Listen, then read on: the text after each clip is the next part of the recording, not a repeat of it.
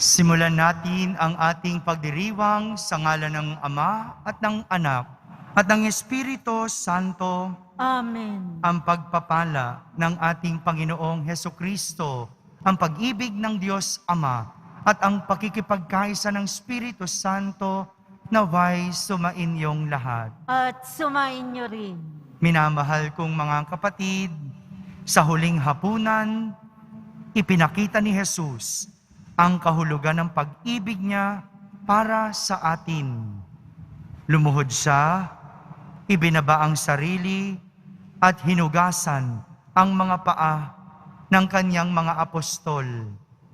Sa tapat na pagdilingkod sa kapwa, maipadama ang pag-ibig ni Kristo, at ito ang magiging palatandaan ng bawat alagad niya. Upang tayo'y maging marapat gumanap sa banal na pagdiriwang, aminin muna natin at pagsisihan ang ating mga kasalanan. Inaamin ko sa makapangyarihang Diyos At sa inyo mga kapatid, na lubha akong nagkasala sa isip, sa salita at sa gawa, at sa aking pagkukulang. Kaya isinasamo ko sa mahal na Bering Maria, sa lahat ng mga anghel at mga banal, at sa inyo mga kapatid, na ako'y ipanalangin sa Panginoong ating Diyos. Kaawan tayo na makapangyarihang Diyos, patawarin tayo sa ating mga kasalanan at patnubayan tayo sa buhay na walang hanggan. Amen. Panginoon, kaawaan mo kami. Panginoon, kaawaan mo kami. Kristo, kaawaan mo kami. Kristo, kaawaan mo kami. Panginoon, kaawaan mo kami. Panginoon, kaawaan mo kami.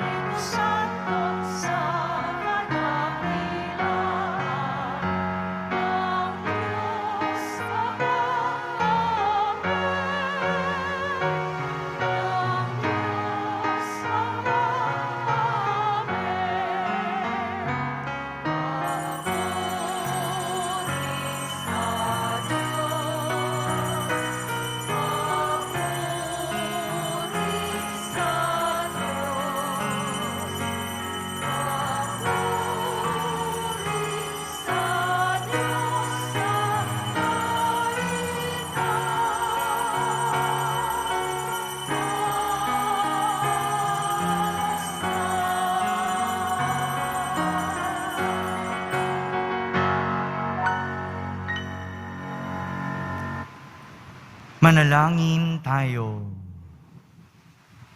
Ama naming makapangyarihan, kami mga tinubos ay tunghayan mo ngayon sa iyong kagandahang loob upang sa pagsampalataya sa anak mong si Kristo, makamta ng kalayaan at pamana sa piling mo. Sa pamamagitan niya, kasama ng Espiritu Santo, magpa sa walang hanggan. Amen. Magsiupo muna ang lahat.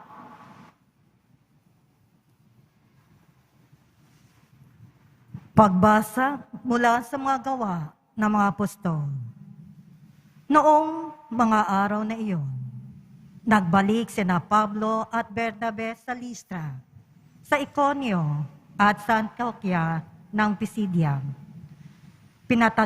Pinatatag nila ang kalooban ng mga alagad at pinagpayuhan na manatiling tapat sa pananampalataya. Magdaranas muna tayo ng maraming kapighatian bago makapasok sa karyaan ng Diyos. Turo nila sa kanila. Sa bawat simbahan, humirang sila na matatandang mamamahala at matapos manalangin at mag-ayuno. Ang mga ito'y itinagubili nila sa Panginoon na kanilang pinananaligan. Tinahak nila ang Pisidia at nakarating ng Pamphylia. Ipinangaral nila sa Perga ang salita ng Diyos. At pagkatapos ay bumaba sila sa Atalia. Mula roon, naglayag silang pabalik sa Antioquia. Dito sila nagsimula ng gawaing ginanap nila matapos silang itagubilin sa pagkakalinga ng Diyos.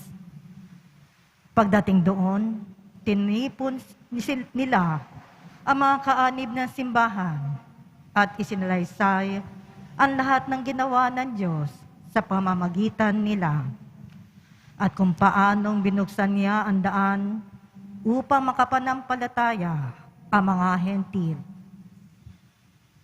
Ang salita ng Diyos. Salamat sa Diyos. Diyos ko at aking hari, pupurihin kitang lagi. Diyos ko at aking hari, pupurihin kitang lagi. Ang Panginoon Diyos ay puspos ng pag-ibig at lipos ng habag. Banayad magalit, ang pag-ibig niya ay hindi kumukupas. Siya ay mabuti, at kahit kanino'y hindi nagtatangi. Sa kanyang nilikha, ang paningin niya ay mamamalagi. Diyos ko at aking hari, pupurihin kitang lagi. Magpupuring lahat sa iyo, O Poon, ang iyong nilalang. Lahat mong nilikha ay pupurihin ka at pasasalamatan. Babanggitin nilang tunay na dakila ang iyong kaharian at ibabalitan tunay kang dakila, makapangyarihan. Diyos ko at aking hari, pupurihin kitang lagi. Dakila mong gaway upang matalastas ng lahat ng tao. Mababatid nila ang kadakilaan ng pagkahari mo. Ang paghahari mo'y sadyang walang hanggan, hindi magbabago. Diyos ko at aking hari, pupurihin kitang lagi.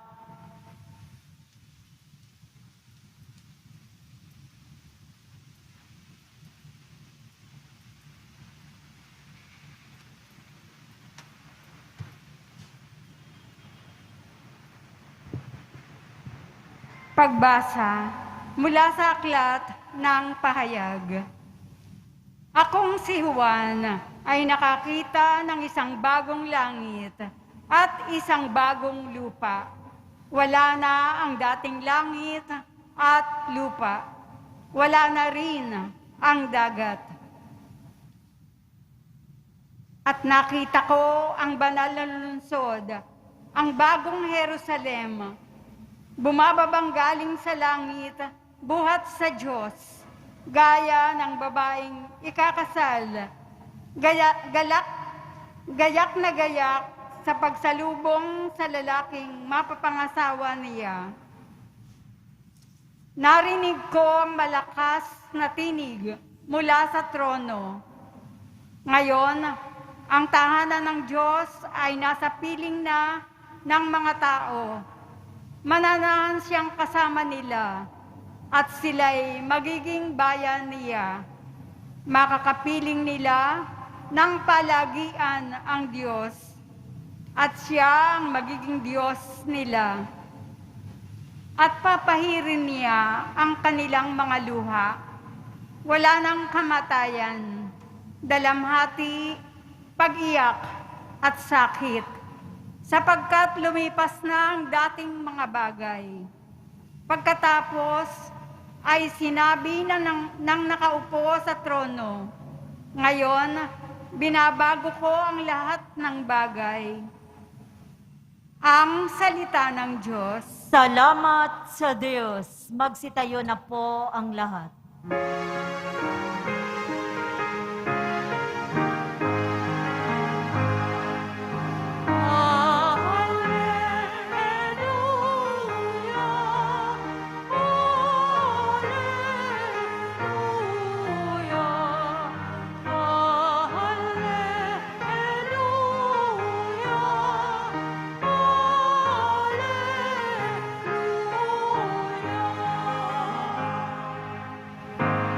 Bagong utos ni Kristo, mag-ibigan sana kayo, tulad ng pag-ibig ko.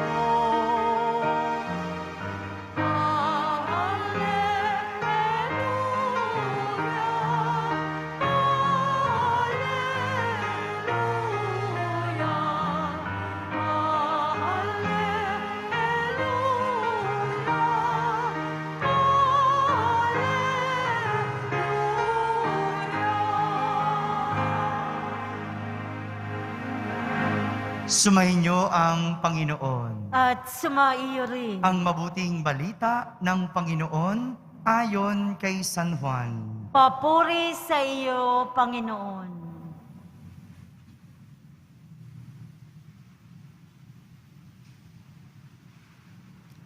Pagkaalis ni Judas mula sa huling hapunan, sinabi ni Jesus, "Ngayoy mahahayag na ang karangalan ng anak ng tao at mahahayag din ang karangalan ng Diyos sa pamamagitan niya. At kung mahayag na ang karangalan ng Diyos, ang Diyos naman ang maghahayag ng karangalan ng anak at gagawin niya ito agad. Mga anak, kaunting panahon na lamang ninyo ako makakasama. Isang bagong utos ang ibinibigay ko sa inyo. Mag-ibigan kayo. Kung paanong iniibig ko kayo, gayon din naman, mag-ibigan kayo. Kung kung kayo'y mag-ibigan, makikilala ng lahat na kayo'y mga alagad ko. Mga kapatid, ang mabuting balita ng Panginoon. Pinupuri ka namin, Panginoong Hesukristo. Magsiupo muna ang lahat. Isang magandang araw po sa inyong lahat.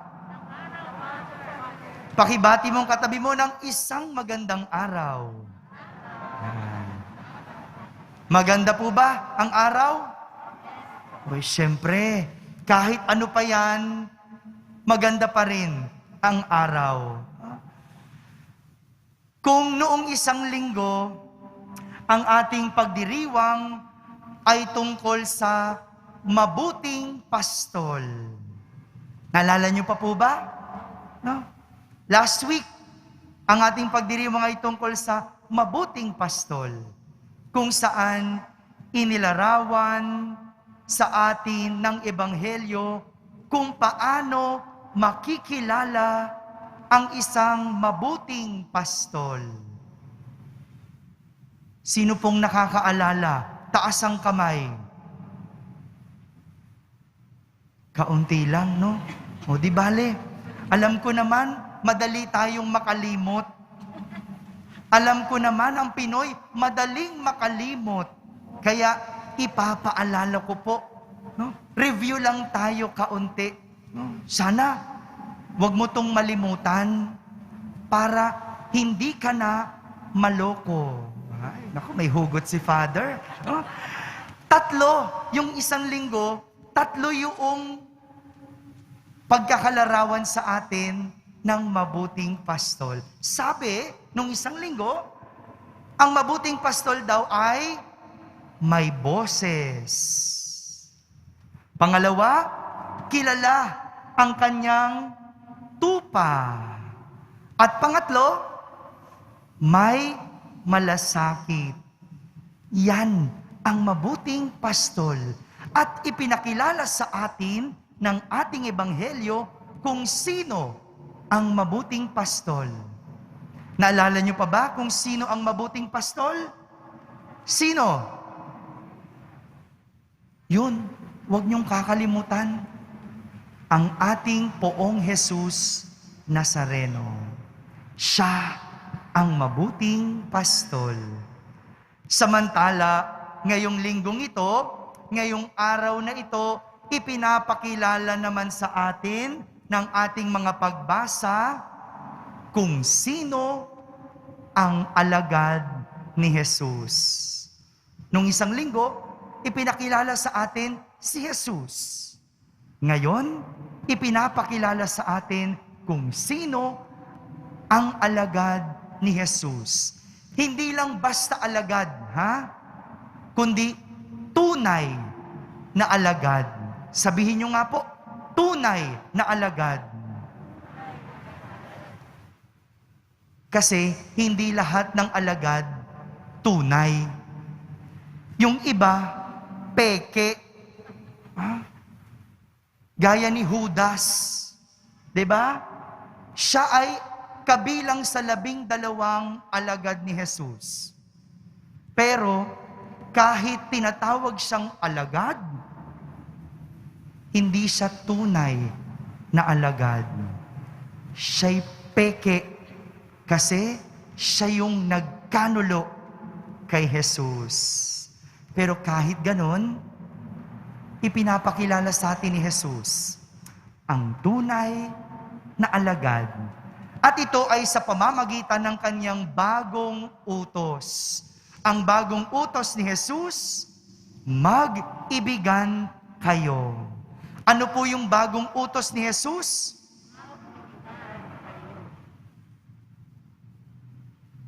At sinabi ito ni Jesus noong huling hapunan, noong umalis si Judas para ipagkanulo si Jesus. Doon niya ibinigay ang kanyang bagong utos. At sinabi ni Jesus kung paanong inibig ko kayo, gayon din naman mag-ibigan kayo. Kung kayo'y mag-ibigan, makikilala ng lahat na kayo'y mga alagad ko. Tingnan mo nga naman, Tingnan mo nga naman si Jesus. Alam na niya ang mangyayari at alam pa rin niya ang mabuting gawin. Alam niyang lolokohin siya. Alam niyang ipagkakanulo siya. Pero ang tinuturo pa rin niya ay kung ano ang mabuting gawin. Hindi man mabuti ang mangyayari, ang iniutos pa din niya ay gawin kung ano ang mabuti. Alam na nga na siya'y ipagkakanulo, pero sa halip na magalit, sa halip na turuan ang kanyang mga alagad na magalit, ang kanyang sinabi, mag-ibigan. Mag-ibigan. Ang dali po magalit kung alam mong ikaw ay lolokohin. Ang dali gumawa ng masama kung alam mong ikaw ay ipagkakanulo. Pero sa kabila ng kasamaang ginawa, pagmamahal pa rin ang nasa isip ni Jesus. Kaya naman, sa lahat ng mga nabigo, sa lahat ng mga nasasaktan dyan, sa lahat ng niloko, sa lahat ng mga umiiyak, sa lahat ng mga iniwan, wala tayong ibang dapat gawin kundi ang umibig. Wala tayong ibang dapat gawin kundi ang umibig. Dahil ito ang tatak ng isang tunay na alagad ni Jesus, ang marunong umibig. Pero, hindi lang po basta-basta pag-ibig, ha? Hindi lang basta-basta pag-ibig. Kasi yung iba, magbigay lang ng rosas, pag-ibig na. Yung iba, magandahan lang, magwapuhan lang, pag-ibig na. O yung iba nga, napusuan lang, pag-ibig na. Hindi po. Dahil mayroong dalawang katangian ng pag-ibig ang tinutukoy ni Jesus na siyang tatak ng pagiging alagad ni Jesus. Dalawa lang po. Huwag niyo akong tutulugan. At sana, huwag niyo itong kakalimutan. Dalawa. Una, ang pag-ibig na tapat. Sabihin niyo nga po, pag-ibig na tapat. Ito po yung sinasabi kina Pablo at Bernabe sa ating unang pagbasa. Pinayuhan silang manatiling tapat. Sinabi sa kanila ito dahil sila ay magdaranas ng maraming kapighatian bago makapasok sa kaharian ng Diyos. Kahit magdaranas ng kapighatian, ang sinabi sa kanila ay umibig ng buong katapatan. Kagaya na lang ng pag-ibig ni Jesus, tapat. Gasino na lang na manloko din siya dahil siya ay niloko ni Judas. Ano ba naman yung magalit siya? Total, ginawa naman siya ng masama. Pero hindi. Hindi dahil ang katapatan ay laging nasa panig ng kabutihan. Kaya nga, yung mga nasasaktan dyan at umiiyak, hindi po dahilan para huminto. Huminto na umibig. Pero, yung mga nanloloko naman dyan, tingnan ninyo din. Dahil hindi mo pwedeng sabihing nagmamahal ka kung ikaw ay sinungaling. Walang katapatan kung ang nasa isip ay puro kasamaan. Kaya kahit bali-baliktarin natin, kung ikaw ay tapat, sa huli, ikaw ay tapat pa rin. Yung salitang tapat, baliktarin mo man, tapat pa rin. Diba? Kahit baliktarin mo yan, pag binasa mo, tapat pa rin. Dahil ang taong tapat, kahit baliktarin mo, kahit lokohin mo, sa huli, tapat pa rin. Pangalawang klase ng pag-ibig na sinasabi ni Jesus at tinutukoy niya ay yung pag-ibig na kaya tayong baguhin. Sabihin mo nga, pag-ibig na kaya tayong baguhin. Ito po yung tinuturo naman ng ikalawang pagbasa. Matapos lumipas ang kamatayan, ang dalamhati, pag-iyak at sakit, kapag wala na ang mga dating bagay, kaya nitong baguhin ang lahat ng bagay. Ito yung sinasabi ng ikalawang pagbasa. Ibig sabihin, sa madaling salita, isang pag-ibig na kayang lampasan ang sakit, kayang iwan ang pait, kayang patahanin ang pag-iyak, at kayang maging masayang muli pagkatapos ng dalamhati. Normal lang umiyak, normal lang masaktan, normal lang magdalamhati kung ikaw ay umiibig. Pero ang totoong pag-ibig, kaya ka nitong baguhin. Hindi lang naiiwan sa sakit, hindi lang naiiwan sa dalamhati, sa lungkot, kundi kaya ka nitong baguhin, kaya ka nitong dalhin sa mabuti. Sa ganitong klase ng pag-ibig, sa kabila ng sakit, pait at dalamhati, dadalhin pa rin tayo sa mabuti. Ito yung totoong pag-ibig. Yung hindi ka bitter. Kasi kung ikaw ay bitter, hindi ka na muling iibig. At higit sa lahat, mabubuhay kang malungkot. Kaya kahit masakit, iiyak mo lang, lilipas din yan. At sa huli, huwag mong sukuan ang pag-ibig.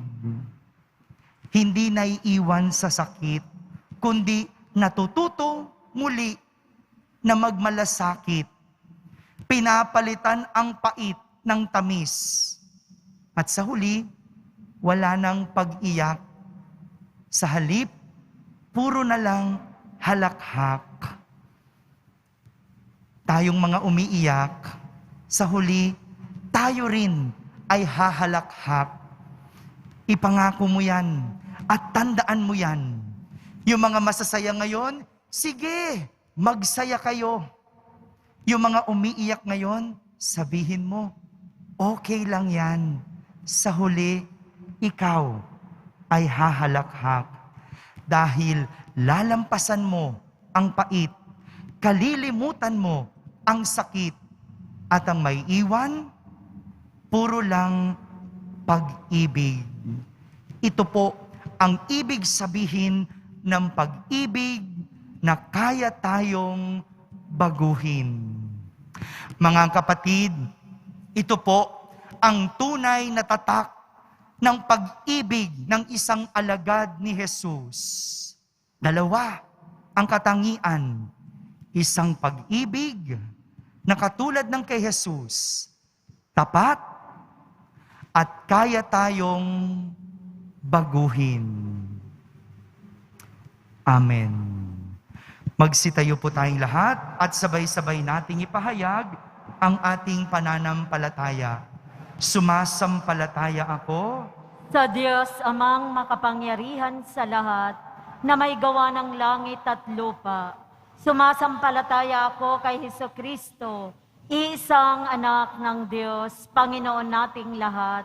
Nagkatawang tao siya lalang ng Espiritu Santo, ipinanganak ni Santa Mariang Berhin, pinagpakasakit ni Poncio Pilato, ipinako sa krus, namatay, inilibing, nanaog sa kinaroroonan ng mga yumao, nang may ikatlong araw na buhay na maguli, umakyat sa langit, naluklok sa kanan ng Diyos amang makapangyarihan sa lahat.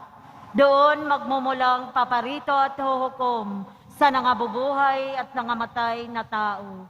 Sumasampalataya naman ako sa Diyos Espiritu Santo, sa banal na simbahang katolika, sa kasamahan ng mga banal, sa kapatawaran ng mga kasalanan, sa pagkabuhay na muli ng namatay na tao, at sa buhay na walang hanggan. Amen. Amen.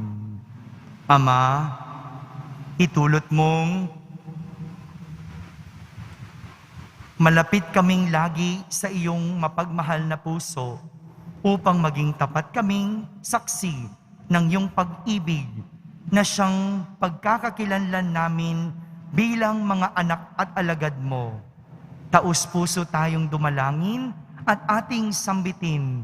Panginoon, panatilihin mo kami sa iyong pag-ibig. Panginoon, panatilihin mo kami sa iyong pag-ibig. Patatagin mo ang mga namumuno sa aming simbahan upang patuloy silang maging buhay na tanda ng pag-ibig ng Diyos sa mundo.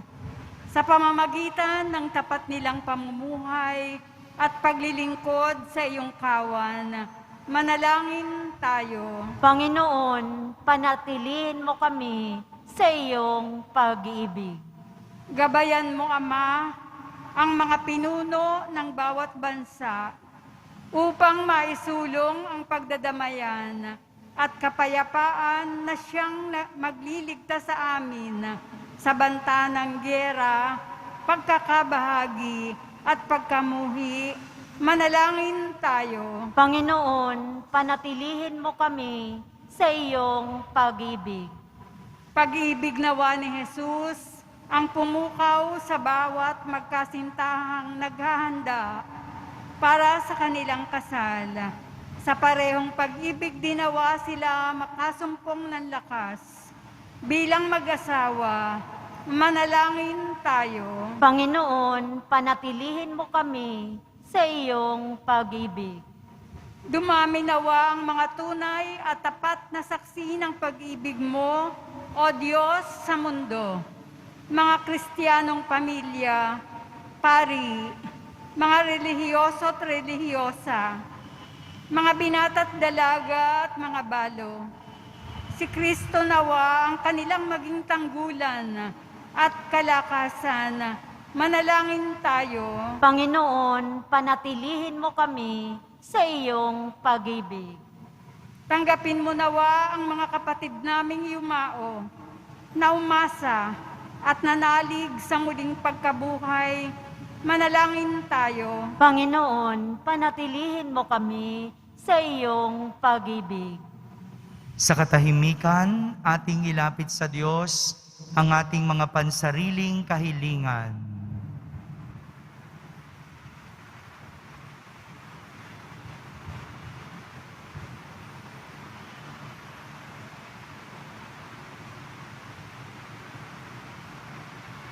Manalangin tayo. Panginoon, panatilihin mo kami sa iyong pag-ibig. Ama, panibaguhin mo ang aming puso at kalooban upang matularan namin lagi ang pag-ibig ni Kristong anak mo at aming Panginoon na nabubuhay, nagaharing kasama mo at ng Espiritu Santo magpa sa walang hanggan. Amen. Magsiupo na po tayong lahat.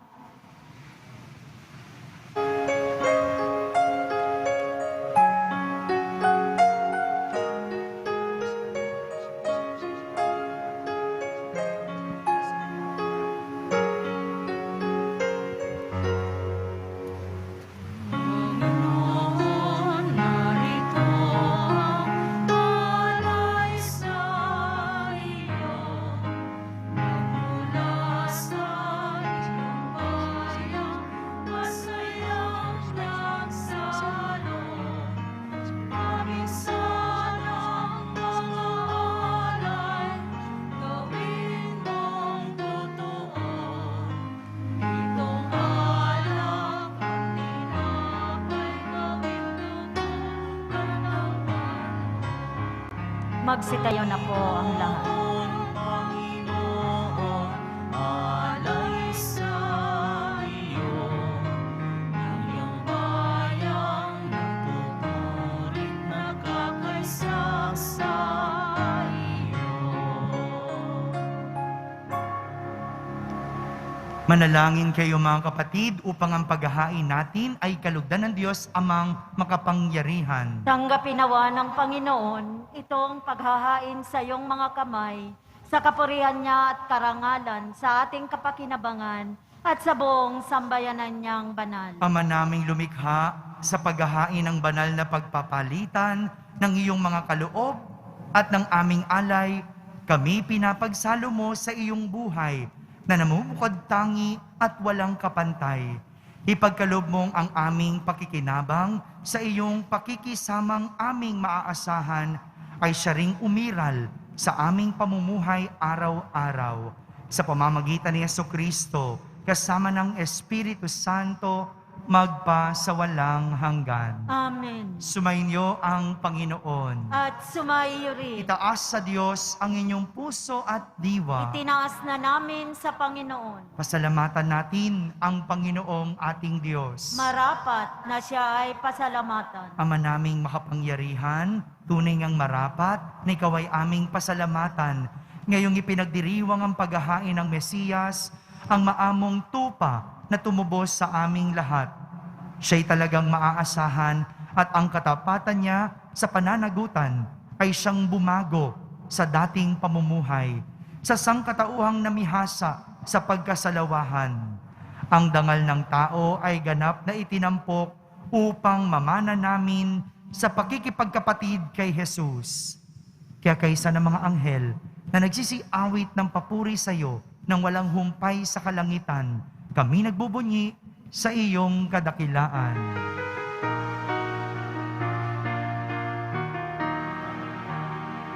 Santo, Santo, Santo, Panginoong Diyos ng mga hukbo. Napupuno ang langit at lupa ng kadakilaan mo. Hosana, Hosana sa kaitaasan. Hosana, Hosana sa kaitaasan. Pinagpala ang naparirito sa ngalan ng Panginoon. Hosana, Hosana sa kaitaasan. Hosana, Hosana sa kaitaasan. Hosana, Hosana sa kaitaasan. Hosana, Hosana sa kaitaasan. Magsiluhod po ang lahat. Ama naming banal, ikaw ang bukal ng tanang kabanalan. Kaya't sa pamagitan ng iyong Espiritu, ay gawin mong banal ang mga kaloob na ito upang para sa amin ay maging katawan at dugo ng aming Panginoong Hesukristo. Bago niya pinagtiisang kusang loob na maging handog, hinawakan niyang tinapay, pinasalamatan kanya, pinaghati-hati niya iyon, iniyabot sa kanyang mga lagad at sinabi, "Tanggapin ninyong lahat ito at kanin, ito ang aking katawan na inihahandog para sa inyo."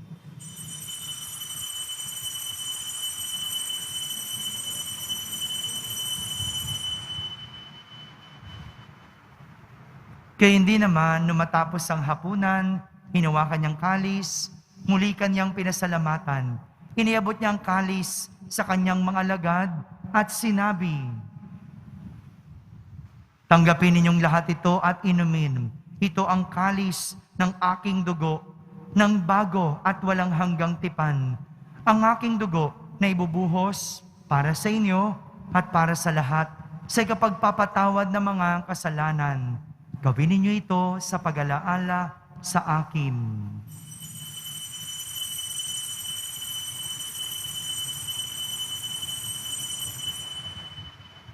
Magsitayo na po ang lahat. Ipagbunyi natin ang misteryo ng pananampalataya. Si Kristo'y namatay, si Kristo'y nabuhay, si Kristo'y babalik sa wakas ng panahon. Ama, ginagawa namin ngayon ang pag-alaala sa pagkamatay at muling pagkabuhay ng iyong anak. Kaya't inaalay namin sa iyo ang tinapay na nagbibigay buhay at ang kalis na nagkakaloob ng kaligtasan. Kami nagpapasalamat dahil kami iyong minarapat na tumayo sa harap mo para maglingkod sa iyo. Isinasamo namin kaming magsasalo-salo sa katawan at dugo ni Kristo ay mabuklod sa pagkakaisa sa pamamagitan ng Espiritu Santo. Ama, lingapin mo ang iyong simbahang laganap sa buong daigdig. Puspusin mo kami sa pag-ibig kay San ni Francisco na aming Papa, ni Jose na aming Obispo at ng Tanang Kaparian. Alalahanin mo rin ang mga kapatid naming nahimlay na may pag-asang sila'y muling mabubuhay. Gayon din ang lahat ng mga pumanaw. Kaawan mo sila at patuloyin sa iyong kaliwanagan. Kaawan mo at pagindapating kaming lahat na makasalo sa iyong buhay na walang wakas. Kaisa na mahal na Birheng Maria na Ina ng Diyos, ng kabiyak ng puso niyang si San Jose, kaysa ng mga apostol at ng lahat ng mga banal na namuhay dito sa daigdig ng kalugod-lugod sa iyo. May pagdiwang nawa namin ang pagpupuri sa kararangal mo sa pamamagitan ng iyong anak na aming Panginoong Hesukristo. Sa pamamagitan ni Kristo, kasama niya at sa Kanya, ang lahat ng parangal at papuri ay sa iyo, Diyos Amang makapangyarihan, kasama ng Espiritu Santo, magpa sa walang hanggan.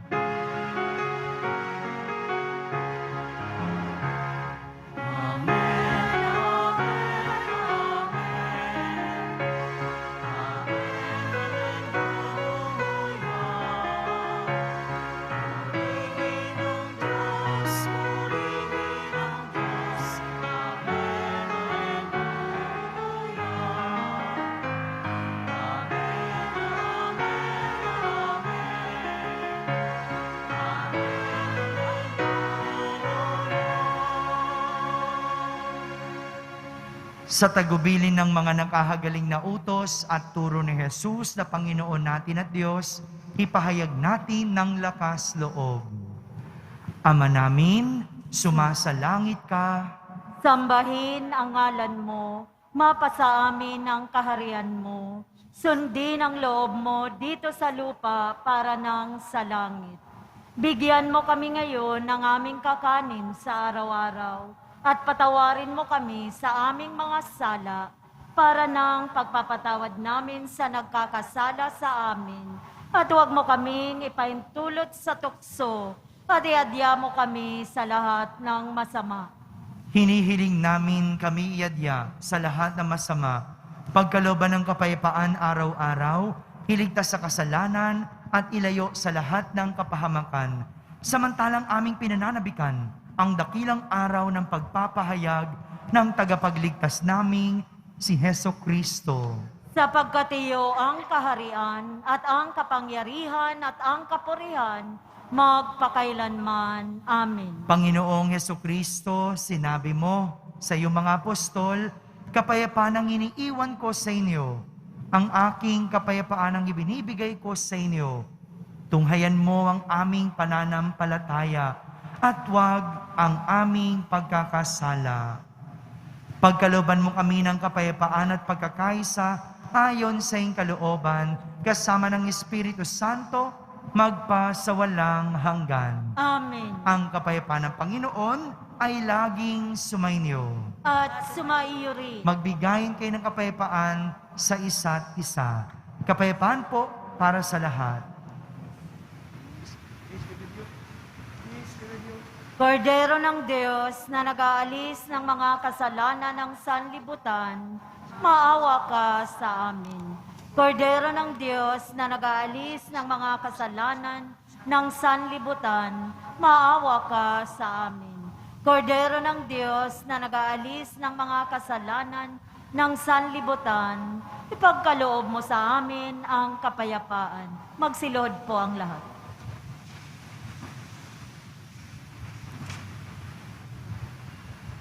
Ito ang kordero ng Diyos. Itong nag-aalis ng mga kasalanan ng sanlibutan. Mapalad ang mga inaaniyahan sa kaniyang piging. Panginoon, hindi ako karapat-dapat na magpatuloy sa iyo. Ngunit sa isang salita mo lamang ay gagaling na ako. Ang katawan ni Kristo, Amen.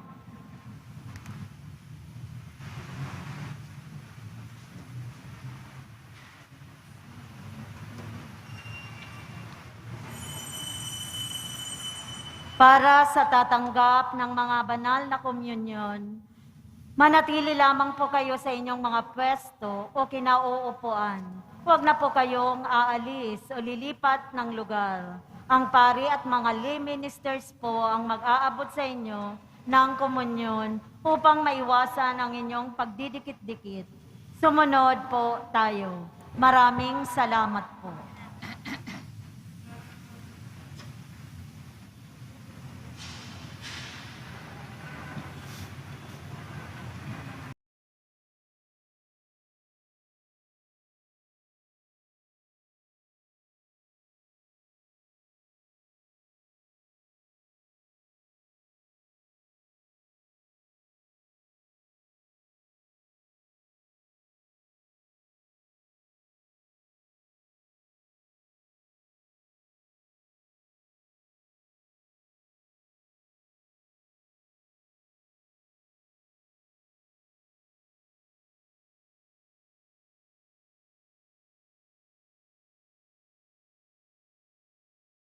Manalangin tayo.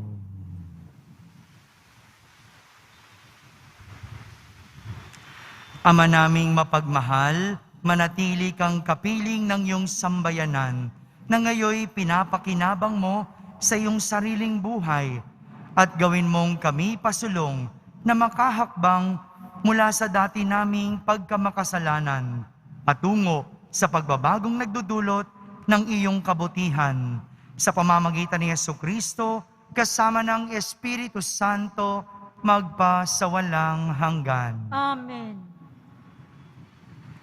Sumainyo ang Panginoon. At sumayin niyo rin. Pagbabasbas ng Poong Yesus Nazareno. Mahal na Poong Yesus Nazareno, inihayag mo sa pamamagitan ng krus ang walang maliw na pag-ibig ng Diyos sa sangkatauhan. Pakinggan mo ang kahilingan ng iyong angkan na nagsusumamo sa iyo. Makamtanawan nila ang inyong katugunan at tanggapin ang kasagutan na may utang na loob na tinatanaw. Basbasan din po ninyo ang lahat na may karamdaman, nahihirapan, may mga dalang imahen at dasalan. Sa pamamagitan ng bendisyon na ito, naway maalala nila ang mga pangako nila noon sa binyag na ikaw ang kanilang iibigin at paglilingkuran bilang Panginoon, magpa sa walang hanggan. Amen. At pagpalain kayo ng makapangyarihang Diyos, Ama, Anak, at Espiritu Santo. Amen. Tapos na po ang ating pagdiriwang, humaking taglay ang pag-ibig at kapayapaan ng Poong Jesus Nazareno. Salamat sa Diyos.